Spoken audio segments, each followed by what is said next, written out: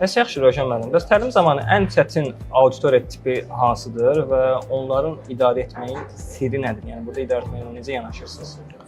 Az öncəki sualımızda həmin o Bənzərliyi var, oxşarlıq var. Həmin auditoriyanı mən 3 qrupa böldüm. 30 il işləyənlər, skeptik xarakterlə yanaşanlar və təlimə zorla gətirənlər. Bəli, hamısı çox belə deyək, çətin qruplardır, amma mənim üçün az öncə dediyim kimi və ilk təlimlərə başladığımda ən çox çətinlik çəkdiyim 30 il işləyənlər. Həmin çətin qruplarla ilk öncə bunu başa düşmək lazımdır ki, həmin şəxsdən çəkinmək lazımdır ki, mübahisə eləməyəsin. Heç vaxt onlarla mübahisə eləmir.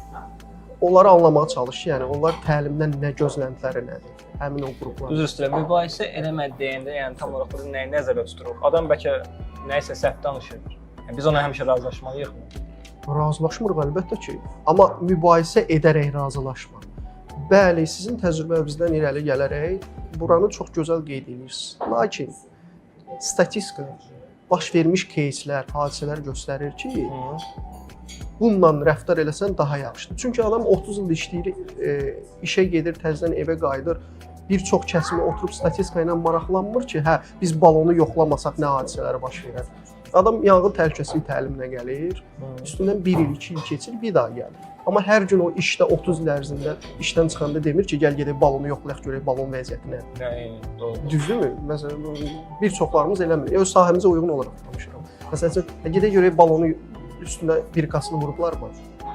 Amma statistika göstərir ki, balon müəyyən vaxtdan yoxlanılmasa, sabah hadisələr baş verəndə 10 balondan tutaq ki, 6 zədəlidirsə, sən elə bil ki, tutaq ki, 50 kvadrat metrəni itirirsən, yandı, kül oldu. Qarşısını ala bilmədin, əsas xilas etmə qrupu, yanğın söndürmə qrupu gəlməyənə qədər. Gözəl.